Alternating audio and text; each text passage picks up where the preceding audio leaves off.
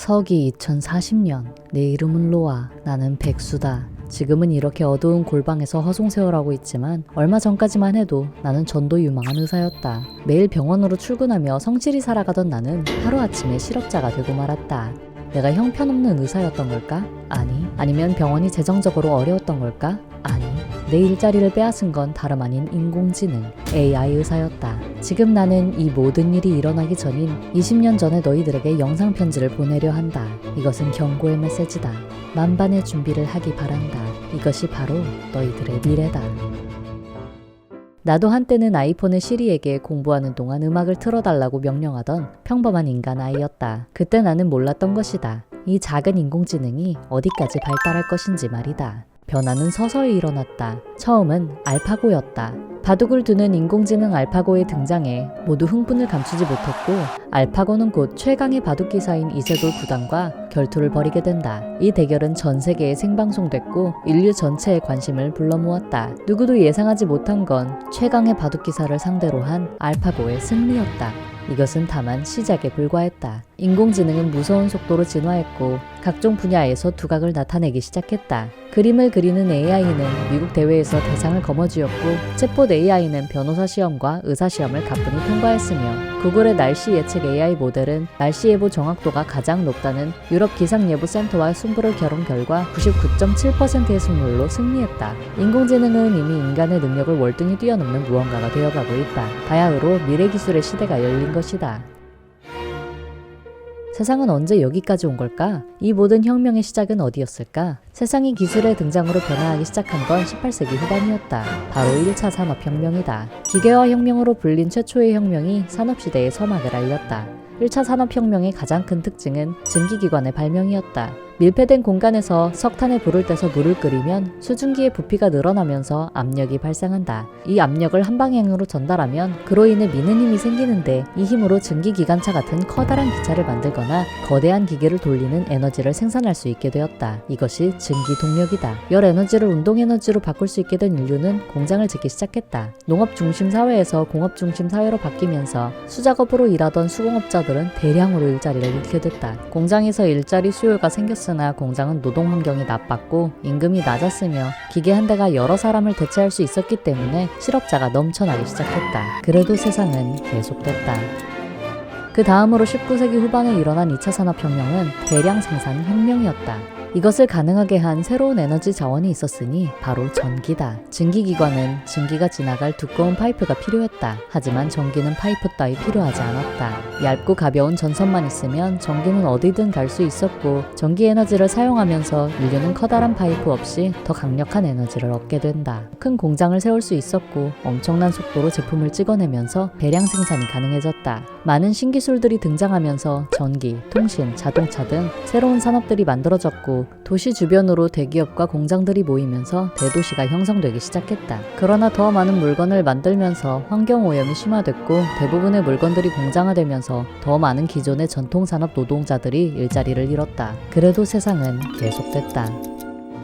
20세기 중후반 지식정보혁명이라고 알려진 3차 산업혁명이 시작됐다. 컴퓨터와 인터넷이 나타났다. 컴퓨터와 인터넷의 발달로 정보는 빠르게 공유됐고 자동화 시스템이 확대됐다. 예전에는 1000대의 기계를 작동하기 위해서 1000개의 버튼을 눌러줄 1000명의 사람이 필요했다면 이제는 그 모든 것이 자동화되어 단 한 번만 버튼을 눌러도 1000대의 기계가 혼자 알아서 작동하게 된 것이다. 단순 노동은 모두 컴퓨터로 대체됐다. 버튼 하나만 눌러도 알아서 밥을 하는 밥통, 세탁을 하는 세탁기, 원하는 층으로 사람을 옮겨주는 엘리베이터가 만들어졌다. 컴퓨터가 저렴해지고 크기가 작아지면서 개인도 컴퓨터를 소장할 수 있게 됐다. 스마트폰과 CPU 컴퓨터가 개발됐고 전 세계가 인터넷으로 연결되면서 온라인이라는 가상세계가 창조됐다. 이런 변화는 물론 기존 산업에서 일하던 노동자들에게 치명적이었다. 단순 노동을 하던 기존 산업의 노동자들은 대부분 일자리를 잃었고 대신 지식정보 분야의 일자리 수요가 늘어났다. 그래도 세계는 계속됐다. 세상은 끊임없이 발전했고 기술들은 갈수록 진화했다. 그리고 영상을 보고 있는 여러분이 살아가고 있는 현재에도 혁명은 진행 중이다. 오늘날의 4차 산업혁명은 지능화 혁명이다. 온라인과 오프라인 세상이 결합되었고 3차 산업혁명으로 생긴 정보통신 기술의 발달로 첨단 과학기술들이 융합되면서 새로운 세상이 만들어지고 있는 것이다. 테슬라의 최고 경영자 일론 머스크는 인공지능이 인류를 멸종시킬 가능성이 있다고 말했다. 구글의 전 CEO 에릭 슈밋도 AI가 사람의 목숨을 위협할 수 있다고 예측했다. 기업들도 앞장서서 AI 개발 속도 조절과 통제 장치가 필요하다는 주장을 하고 있다. 수많은 SF 영화가 기계에게 점령당하는 인류의 미래를 그린다. 그리고 과연 우리도 모르는 사이 4차 산업의 새로운 기술들은 우리의 일상을 잠식하고 있다. 그중 몇 가지 기술들을 알아보겠다. 먼저 사물 인터넷이 있다. 사물 인터넷은 무선 네트워크에서 데이터를 수신하고 전송하는 물리적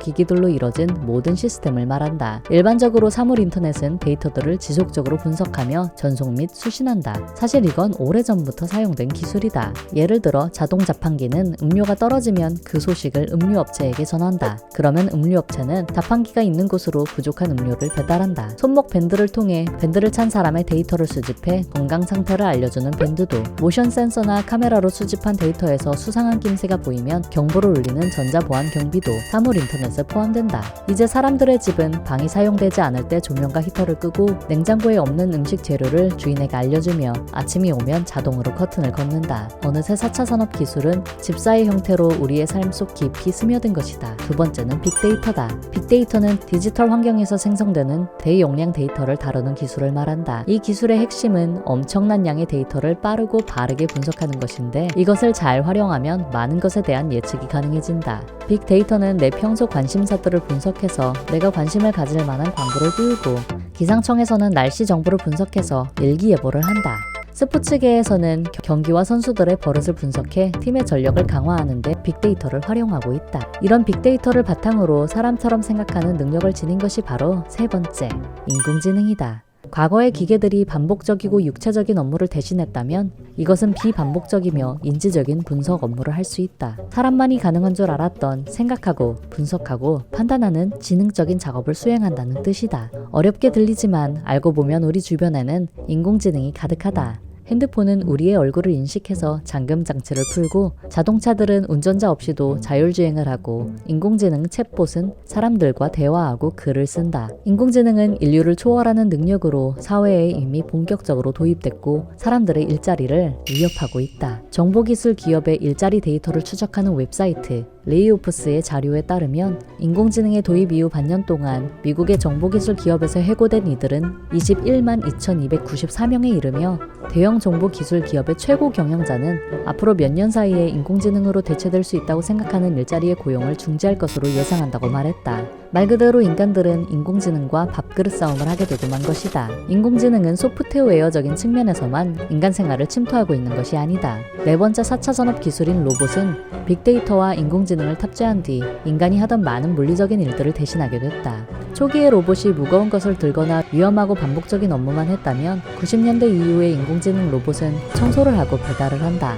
식당에서는 조리와 서빙을 하고 공사 현장에서는 시공을 대신한다. 언젠가는 병원의 수술같이 정교한 일도 로봇이 하게 될 것이고 사실상 인간이 하던 모든 물리적인 일들을 로봇이 대체해 갈 것이다. 전문가들은 2030년까지 20억 개의 일자리가 소멸되고 87%의 기존 직업이 사라지며 전문직의 80에서 94%가량이 도태될 것이라고 전망하고 있다. 그렇게 인간은 로봇에게 모든 일을 빼앗기고 로봇과 기술을 가진 상위 1%의 자본가들만 잘 사는 세상에서 로봇조차 하지 않는 일들을 하면서 가난에 시달리다가 결국 그런 인간들을 쓸모없다고 판단한 인공지능 로봇에게 종말을 맞고 말 것이라는 것이 인류가 그리는 최악의 시나리오다. 정말일까? 우리는 결국 로봇에게 지배당할 수밖에 없는 운명인 걸까? 사람들이 기계와 공존하며 멋진 미래를 맞을 방법은 없는 걸까? 물론 방법이 있다.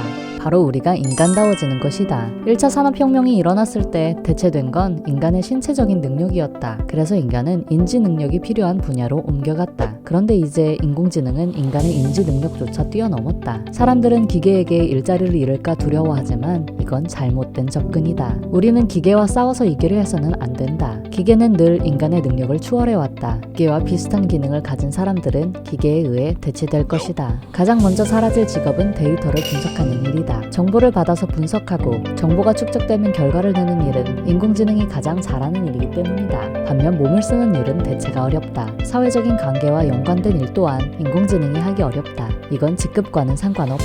우리가 더 좋은 직업이라고 생각하는 일이 더 대체되기 쉬운 일일 수 있다. 예를 들어 의사와 간호사 중 더 대체되기 쉬운 직업은 의사다. 의사는 환자의 과거와 현재 증상에 대한 정보를 받아 그것을 분석해서 처방을 내린다. 이것은 인공지능이 잘하는 일이다. 반면 간호사는 환자를 돌보고 환자와 소통하며 어린아이들에게 주사를 놓는다. 간호사의 일은 인공지능이 하기 어렵다. 그렇기 때문에 다가올 미래에는 정보를 외우고 분석해서 결과를 도출해내는 사람이 아닌 타인의 마음을 돌보며 그들과 상호작용할 줄 아는 사람이 살아남을 것이다. 이런 사람들은 타인에게 사회적인 경험을 제공한다. 출산을 앞둔 임산부가 병원에 갔을 때 만나고 싶은 것은 누구일까? 로봇이 아무리 정확하게 일을 처리한다고 해도 임산부는 인공지능 로봇이 아닌 인간 간호사가 곁에 있어주길 바랄 것이다. 사람은 타인의 온기를 느끼고 서로 소통하고 싶어한다. 이러한 인간의 사회적인 욕구와 밀접한 일들은 기술로 대체되기 어렵다. 유대감과 사회적 만족감을 선사하는 사람의 가치가 더 높아질 것이다. 앞으로 좋은 의사는 환자와의 소통이 원활한 의사가 될 것이며 좋은 판사는 피해자의 아픔에 공감하는 판사가 될 것이다. 또한 앞으로는 대응력이 좋은 사람이 살아남을 것이다. 인공지능은 정확한 매뉴얼과 일관된 정보가 제공될 때 인간보다 높은 성과를 낸다. 하지만 인간은 불완전한 환경과 돌발 상황에서 인공지능보다 더 훌륭한 결과를 도출해낸다. 예를 들어 어린이집에서 교사들은 아이들의 다양한 돌발 행동을 관리한다.